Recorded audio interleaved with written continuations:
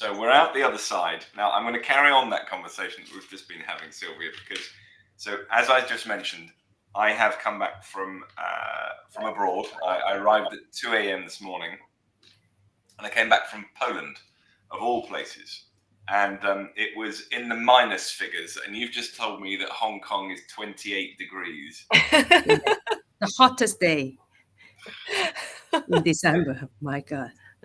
How? I still don't understand. There are many things that I would very rarely disagree with anybody over. But Christmas in a hot climate, I really struggle with. Well, that's why Sylvia's getting on a plane and coming to Europe where it's nice and cold. Wet. To have the white Christmas. Well, fingers crossed. Fingers crossed. It was white in Poland for 2 days, and then everything melted, and actually it was not at all white. Yeah, okay. So I hope when you come to Europe you get the whiteness that you deserve. But anyway, right. So we're live, and just for anybody that ever watches this live or on the recording, again, just for transparency, this is a recording for our book interview. And Amy and I always believe that we should have transparency in sort of the way that we do things. So all of our interviews are always streamed, so that if you either you don't get the book and you're just interested in the learnings from the interviews, or we realise we'll never get all of the learnings encapsulated into a small book about innovation, leadership, digital transformation within the built environment. And so, for us, these interviews are a way of building a bank of content that people can look at and understand and learn from, hopefully, as well. So that's the reason we do it. And Sylvia, do you just want to introduce yourself and perhaps the role that you have within JLL, so that people might realise why Amy and I have asked her to interview you? Yep, sure. So my name is Sylvia, and I'm head of Greater China Valuation, and I have around 300 staff across 7 cities in China, including Hong Kong, where I based, and Shanghai, Beijing, Chengdu, Shenzhen, Guangzhou, etc., etc. So a bit background of myself is my company was acquired by JLL 15 years ago. So we kind of have, we don't have a biological JLL DNA, but we are evolving within JLL environment for 15 years. That will explain some of the experience and journey we have is a little bit different, and why we are a little bit different within JLL. I really like that description that you were acquired by JLL, which I didn't know, and obviously when we met in Hong Kong. Yeah. And therefore you don't share the biological DNA. I think that's a really interesting way of describing sort of that company aspect of acquisition. It's very true. And in terms of innovation, just to sort of share why we're talking. So I met you, Sylvia, in Hong Kong just recently. Just really by chance, I was invited to an evening where some of your staff, some of the 300 staff that you mentioned, were gathered in a room talking about some of the innovations that you've created within JLL. Could you just for interest's sake, for people here watching, could you just talk about those 2 solutions that you've created within that sort of ecosystem and DNA that you've talked about? Because I actually found it really quite interesting, because I think they were one of them in particular was very unique to that Chinese market that you've been talking about. Yeah, we have developed 2 products within our valuation team in JL internally. So we call it Harvest for the China product, and we have another product we call it Easy Val for Hong Kong. So for China one, it is a evolved for a few from the idea we generated in the hackathon, but now it is the current product is a valuation model. It is a valuation modeling. And there is a feature that there's a data analytics subscription attached to it. So that is for the Harvest China. And we have another product in Hong Kong, we call it Easy Val. It is kind of AVM, automated valuation model, for mass residential market. And again, there's also a lot of features attached to it, like you can do some search online, and you can do report automation for sure, and you can search for your comparables, for example. So these 2 products are developed in separately by my two teams, one in mainland China, one in Hong Kong. But somehow their challenges that they face and the journey that they go through is quite similar, interestingly. And just talk me through that process. You said that these were ideas generated in a hackathon. So from your standpoint as an executive director, how did you go about creating these innovations or challenging your teams? What was the process from start to where I saw it as a launch evening? Because I think that would be quite interesting. Yeah. So I think back in 2018, we run a hackathon because we have a big team, 300 staff. So we run a hackathon internally, one in Hong Kong, one in Beijing, and we invited different members under different criteria to join the workshop. So we stay in a room for 2 days together, other than sleeping time, of course. And we each team run through their pain points, and then they need to find a solution for your pain points without considering technical part and the financial part. And then we come up the idea for Harvest, for example. We come up the idea at that time. Harvest is a site inspection tool, so it is helping. Our pain point as a valuer is when we go to the site inspection, we have so many things to do, and there is so many documents that we need to take care of, so that we invent a tool we call site inspection tool, and then we can do the automation, or we can extract the content from the land documents or the building documents that we, as evaluators, we don't need to bring back all these documents. So at that time, it is totally a different product from what we are offering these days. And then we give an award to one team who win the hackathon. The prize for that is they can use our resources to run their real product.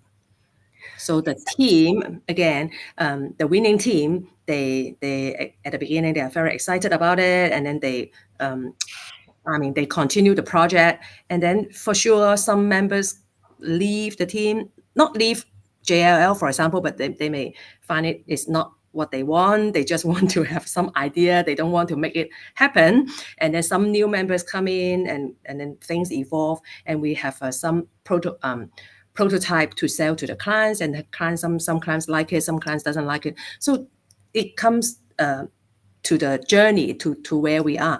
It is interestingly, it is exactly the same what happened in Hong Kong. We run the hackathon, the winning team, they got the idea, but even including people come and go, including this part is the same.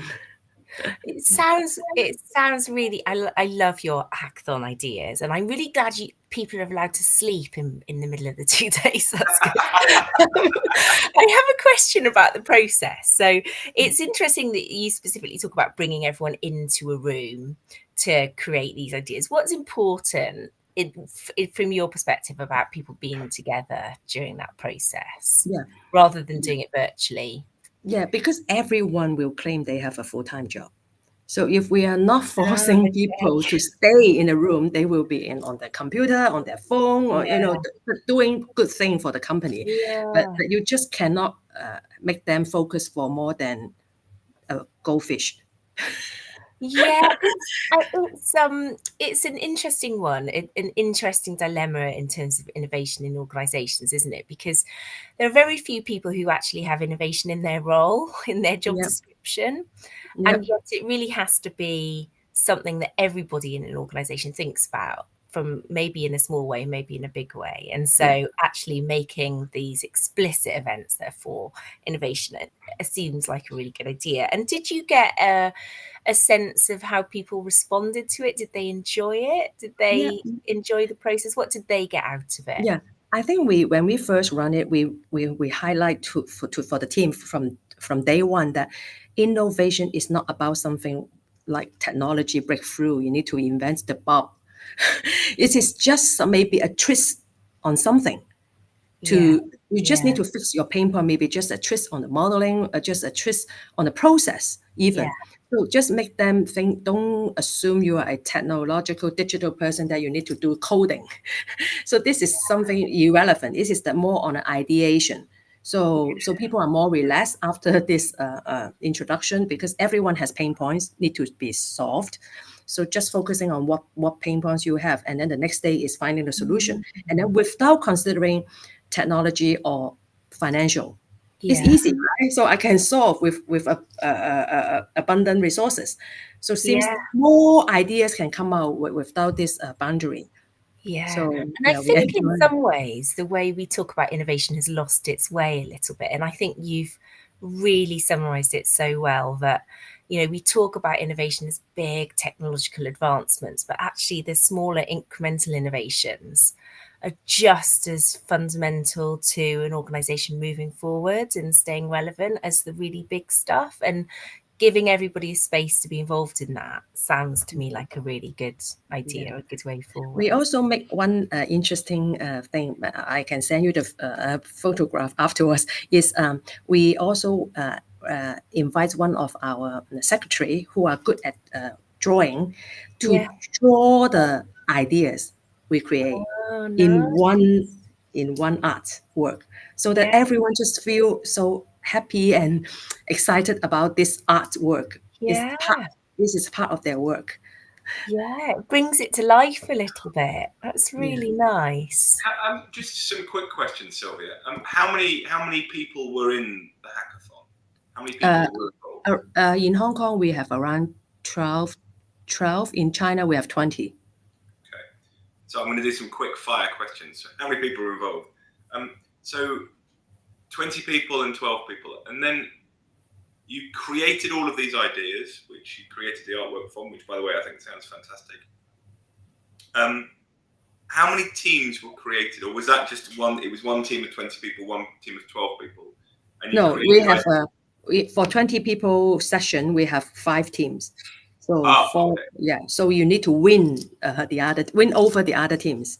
And the win was creating the best idea that everybody thought was the most useful. Yes. Okay. And what happened with all of the other ideas? Did they got pushed to one side and you only focused on the main idea? What happened to those afterwards? Yeah, we mainly focusing on the winning team because that is the prize. But you will find it interestingly that some of the ideas, they actually integrated into the winning team afterwards. Because I just mentioned to you, some people leave, some people join, some people not from the hackathon team, but some from the other losing teams want to join these teams.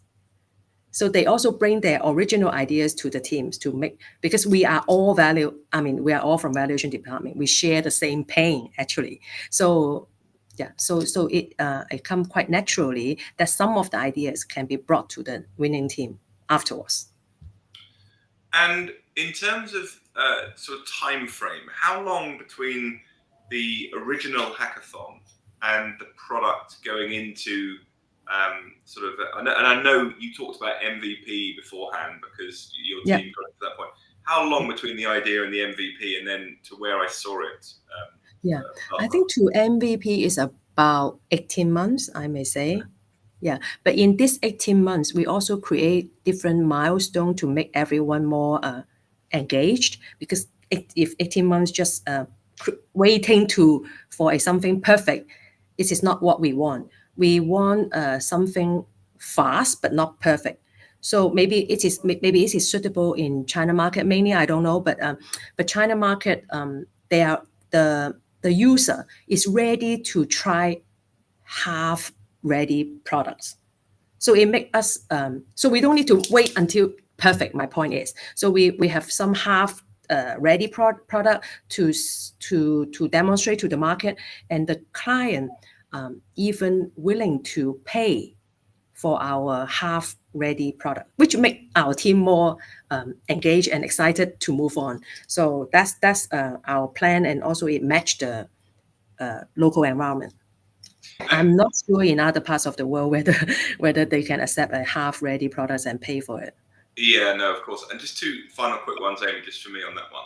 So at what point were customers involved in the sort of the idea or the product? And the second element for that for me was obviously JLL being JLL have got technologies and Spark. Were they needed in this process? Were they consulted in this process? Was it something that the because they don't understand the region, it wasn't something they could get involved with? How does that all knit together with how you're processing things? Yeah, okay. So for the first question is about client, customer. Who is our customers? So for example, like Harvard, we have two main features. One is called valuation model. One is called data subscription, data analytics subscription. So for data analytics subscription is really the institutional clients that they pay for they subscribe our data analytics on a regular basis. So that's where they come in, that I mentioned, that is we are half done product, they still want to subscribe. Why? Because if they don't subscribe, they don't have any data anyway. So why don't just subscribe your so-called half ready, but for them it is better than nothing. But we keep on improving. So the hackathon you did was only the JLL team. There were no customers in the room. No customer in the room. Yeah, just JLL, just valuation team. And so how did you validate the idea with the customers, those institutional customers? So that's because as a valuation team, we have a lot of we have quite a big pool of clients that we can test the need, so that we can and also in China, as I just mentioned, maybe they are more ready to accept half-done products, so that we bring something to them, they will not criticize what we don't have. They will more appreciate on what you offer, that better than no, because in China the data is not easy to organize. They're not like Hong Kong. Some of the transaction is centralized, centrally registered, but in China it is not the case. So if some vendor like us, we can offer something, they are more appreciative. So that's for the client. I mean, let me continue. So for the data subscription, the client or the user is the external clients, and for the valuation model, our clients are internal valuers, is our own colleagues. But that's also not easy. These clients sometimes it's more difficult to deal with than external clients. Joking aside, but it also same clients' perspective. You still need to convince why they need to use your valuation model instead of their Excel or whatever tools that they are using. Why we need to have a trouble learning curve to do this and that, and then the model is not really ready at the moment. So I still need a lot of feedback and to make it happen. So these are the customer side. So going back to your second question about how we work internally with JLT or Spark, and for your information, in JLL we have a JLT who focusing on the technology part, including how we can build products that can generate revenue or help the teams to reduce costs to increase efficiency. There's another arm called Spark, which is invest in the startup. So in Greater China, there's no Spark. So we don't have Spark in Greater China. So that's it. And for JLT, like the story I just mentioned to you, we run our hackathon before JLT exists.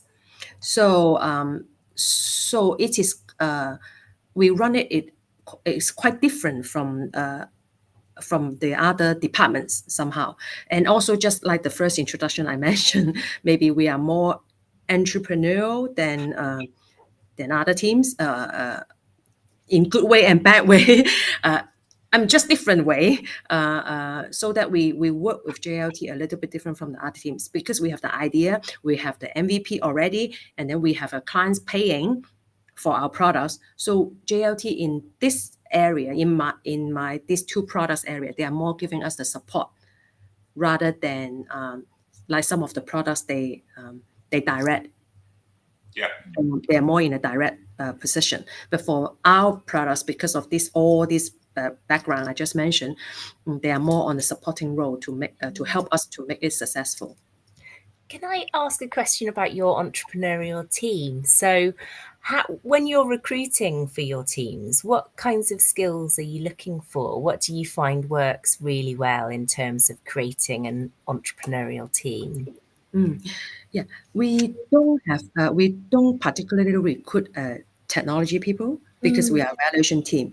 But because of the culture we developed for so many years, we we really appreciate people that are more open mind, Yeah. and then they accept the changes and not stick to the legacy, maybe you may call it.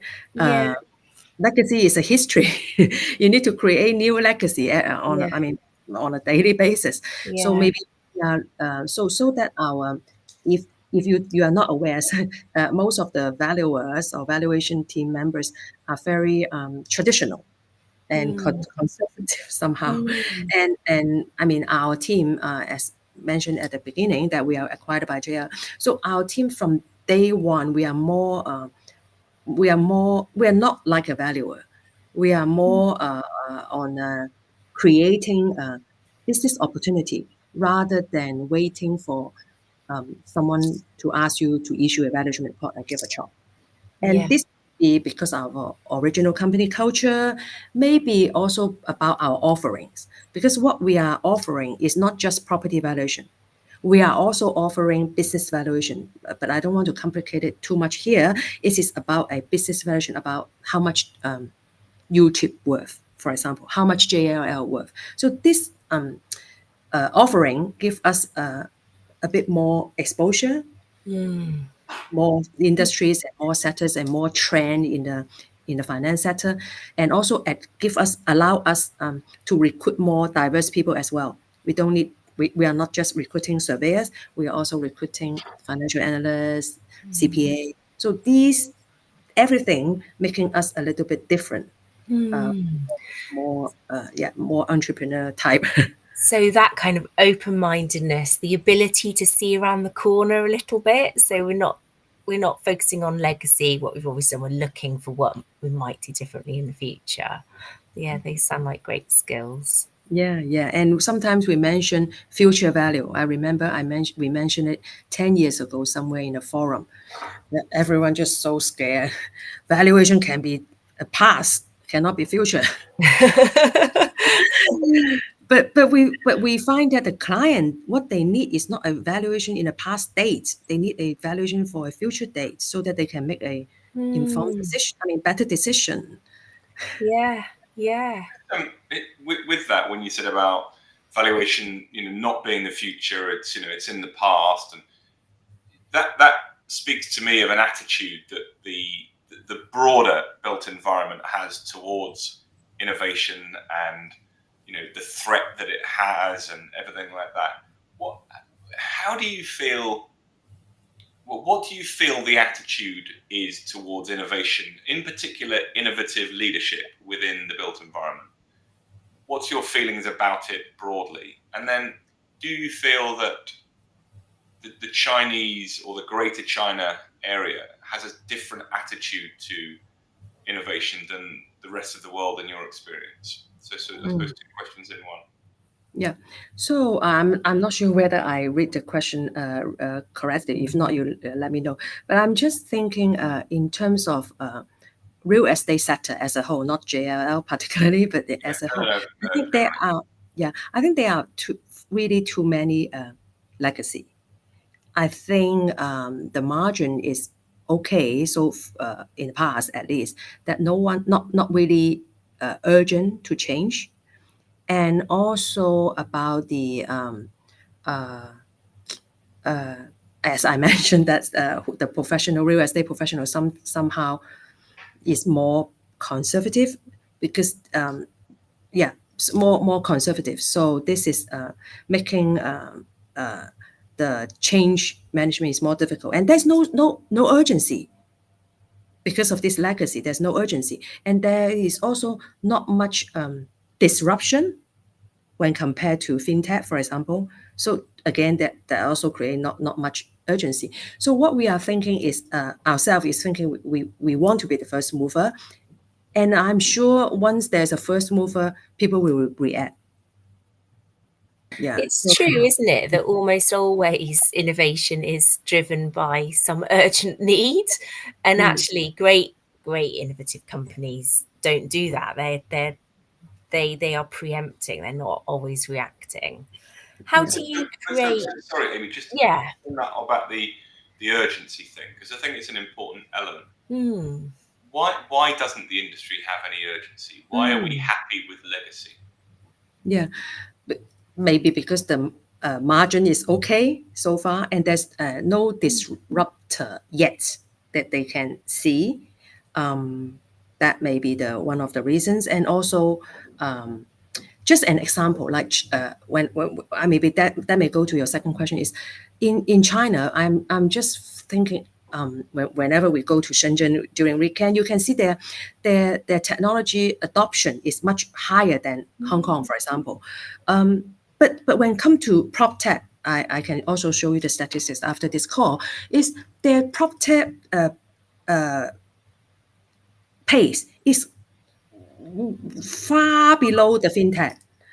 So it is but of course, although we start later or slower, but the catching up pace is quite fast. This research survey is done by our JLT globally recently. I can share with you after the call. So it is in the real estate sector, the margin. I mean, in different sectors, you can be a intermediaries like us, or like a developers. You can be an investor. I think the margin is quite okay in the past, and data is not easy to organize. Also, make people reluctant to consolidate it or solve it, and some of the sectors, for example, like some of the transaction in the real estate sector is the profit is somehow based on limited information. So maybe they are more unwilling to disrupt themselves. And the outsider disruptor is not easy to enter. So all these combination make it a bit more slow. It is not just slow in China, but also in different countries. Seems PropTech is much slower than FinTech. How do you create a sense of urgency in your team? I always told an example that I'm old enough to retire, but you guys are not. I mean, if you imagine you can do the same old stuff that I am doing for the rest of your 30 years of career life, go ahead. but you guys, I love it.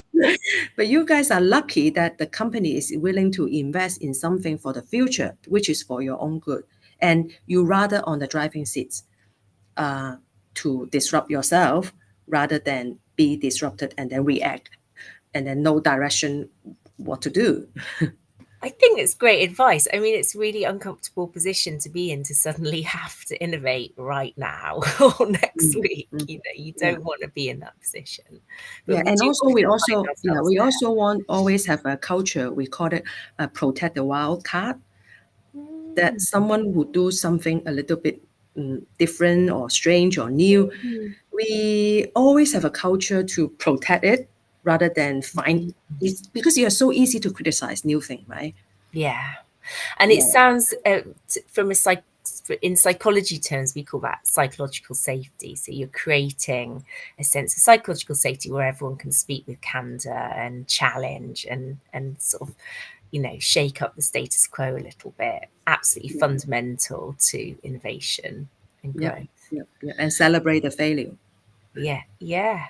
And so that's an interesting one, isn't it? Because I did a PhD in the psychology of innovation failure, and I started at first talking about it's great to fail, and then I realized that some people were taking that as it's fine to make mistakes.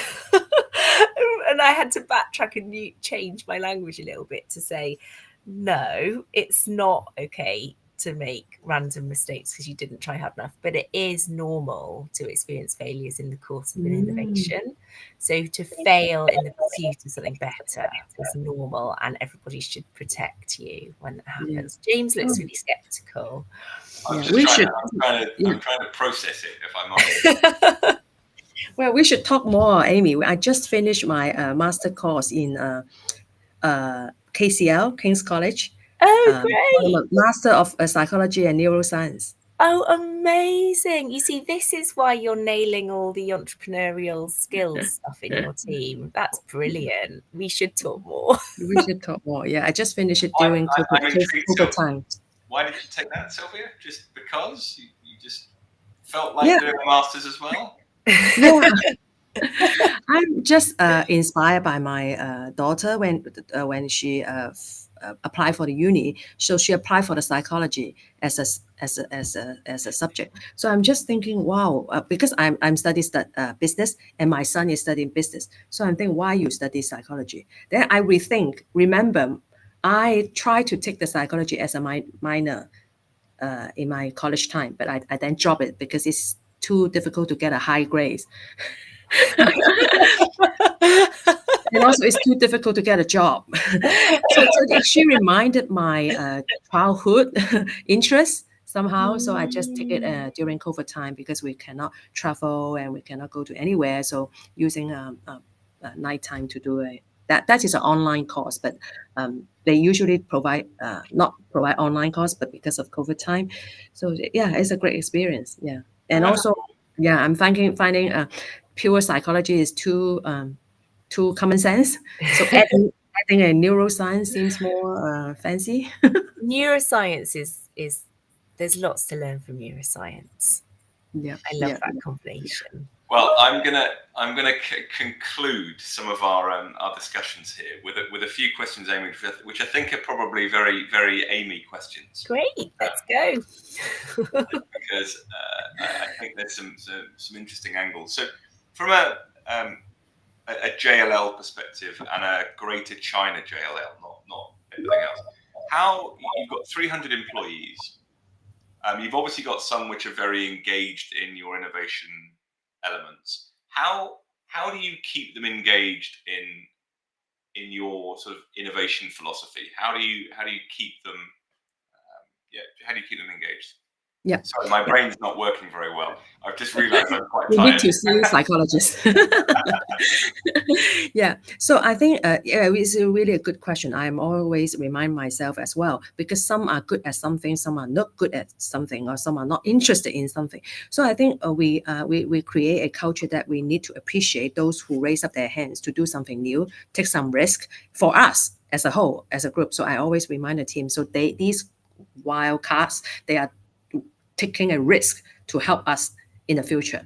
So that's one thing. And also there's another message that I always deliver is 300 staff. Dear 300 staff, even you are on the technology part, or are you the innovator or whoever, we are all paying for it.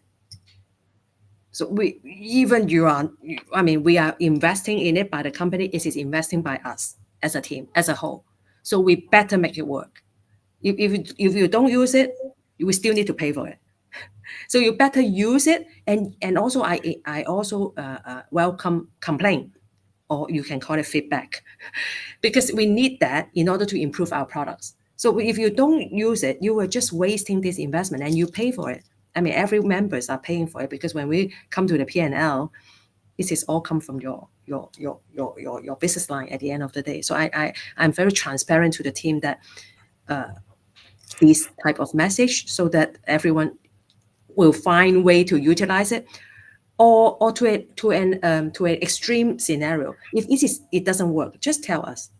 We need to chop it, because otherwise everyone is paying for it. That's really interesting, isn't it? And I'm just going to go in there because I'm quite passionate about the topic of misaligned incentives. You've got 20 people in China who have got involved in a hackathon whose entire focus is on breaking up the rule book of how you do things and improving it, which means you could make a mistake and it could be very costly.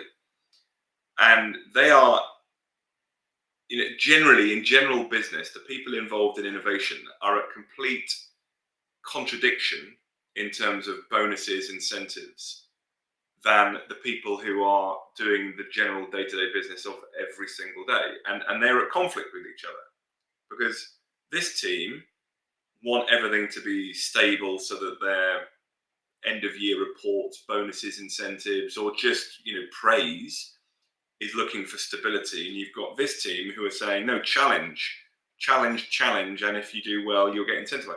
So how do you manage that? It sounds like you're very transparent and everybody's in it all together. Is that fair? Is that fair? I always told them that it's the most unfair is to me. Assuming within the team, assuming the head of the team is the highest bonus one, I am the most one who affected. So that's something I so-called transparent message is I'm not sharing what bonus I have, but my message is I am investing as well. Let's invest it together. If it is a bad investment, tell us, so that we align this as a whole. And also, of course, for this innovative team, they also need to be awarded because they are trying new things. You cannot use the same criteria like how much profit you bring in. But even that, we still need to have some not no low hanging fruit, but that's why we want to have an interim milestone. We cannot wait for the perfect time, and then so that whatever we have something ready, we sell to the client. We make sure there is some return out of it, so that everyone can, not just the team, but the other one also can feel it. And also, like for example, like to bring the efficiency. So we need to create small features that the team can feel the efficiency immediately, so that they can feel it, that it is helpful. We are not just paying for future robots that they are not sure whether I'm still here. so these balancing, we also want to have a perfect thing, but we also need some interim products, not perfect. We also need some features. It is not the ultimate features we want. We want to have a good valuation model, but we need to add on some features first. So these are the things that we are always discuss and see what we should prioritize in order to make everyone on the same boat. Yeah, that immediate thing is a very important one, isn't it? Because you might have an idea of where it could be in 2 years, 5 years, 10 years, but actually everybody else wants to see an immediate return on the efforts that are being put in. And it's a way of bringing them into the process that, look, what we are doing, there may be stumbling blocks along the way, but this has already made your life different, and that's why we're going to pursue it. So I understand that philosophy. That's yeah. And there's one additional point I also want to mention is these 20 people or whatever people, they are from valuers. They are friends. And also they know their business. They are not aliens from other teams or whatever that they just say something that not exists. So that's also help because they are their close colleagues to work on the valuation on a daily basis. But now they just have more interest in in this part. So they share the same pain and also same platform that they are facing, whatever clients or efficiency, whatever. So that's also a very big difference when I compare to other company or whatever that they sometimes maybe the technology IT department suddenly offer you something that you need to use. Okay, and Amy, here's another one that I think you're going to like, because you like your skills ones. So talk to me about skills in leadership, Sylvia. It may be quite difficult because you're probably reflecting on yourself a little bit here, but let's pull on your psychology and neuroscience background as well. Bearing in mind where the industry is going, bearing in mind where companies need to develop, what skill sets do you think are required for future leaders to need to understand innovation and change management? What do you think is needed? Yeah, I think not future leader, current leader, we already need something. Just like I mentioned, open-minded is very important. Willing to challenge the norm. If the leader is still talk about how 10 years ago what business I won because of this and that relationship, I think that's not good enough at the current situation. And also I think in terms of hard skills, I also share in another platform. In terms of hard skill, I think data analytics is very important. If I have time to study another master, I will do that. Yeah, but going to a formal study is a one thing. Everyone can do some data analysis. It is not, again, it is just like a technological breakthrough. It is not a technological breakthrough. Everyone can do math. It is more about how you transform data into analytics or into insights, you may say. So I think that skills is also become more and more important when compared to old days. Other than that, it's like you need to be curious, open mind, and this and that, and I think that is very common. But in terms of hard skill, I think data analysis is very important. And I also share in another university that I encourage most of the students to take a course of it. Constant learning is the other element, which is obviously very fresh with you. Amy, have you got any sort of final questions you want to? Yeah, just a big question really about the future. What are your hopes for innovation for the future? What would you love to see happen in the next 5, 10, 20, 50 years in your industry? Yeah, I hope to see in the industry is the technology really help us to reduce those boring manual work that we then can more focusing on something really value added. Maybe some of the staff or colleagues may think that AI may disrupt us and we don't need human, and I really don't think so. If I just close my eyes, imagine if I'm fresh graduated, if I'm born in this era, I will be very happy. I don't need to spend 3 years doing site inspection or another 3 years writing report. I can shorten this journey, but then focusing or on a fast track to achieve what I really want to achieve. But of course, you need to be more fast learner as well. It is a package. You cannot just wait and lay back. And so what I really want to see is technology can help us to drive efficiency and to make a more data-driven decisions rather than by my experience, by gut feeling. Yeah, you can add on this, but based on these data analysis, you then add on the last part, which is very important. And it sounds as well like your vision for the future is technology which will allow people to utilize their core skills rather than having to do, struggle through all of the things for a long time that maybe aren't core skills to them. I guess if everybody's using their core skills most of the time, then we're in a pretty good place, aren't we? Depends on who the core skills are. I'm not sure my core skills would be particularly playing games. Yeah. Oh, Sylvia, the chance would be a fine thing. Can I finish off with one broad question again? Speaking of yourself, really, we've talked about what are you excited about. Talk to me about, and we've probably done this the wrong way around, Amy, because we should finish on a high. But I'm going to finish on a low. What are your frustrations within the innovation process? Yeah, I think it is just. I think we mentioned in the call as well. It's too many legacy in the industry that make me feel. Legacy things, yeah, make me just sometimes a bit frustrated. Why we base on these to look for future. Why do we always do it ends on a high? Maybe there's something about leaders needing to do more to inspire, perhaps. And it sounds like you're doing a really good job of that in your team. But people are just so scared of change, aren't they? It's so much more comfortable to hold on to what you've already done that seems to be working quite well. We need more inspiration, I think, don't we? More excitement around change rather than fear. Yep. We do. Is that a positive point to end on? I think it's perfect. Right, let me end the stream for this. So don't go anywhere, Sylvia. I'm just going to end the live stream, but just publicly, thanks ever so much for all the time. Sylvia.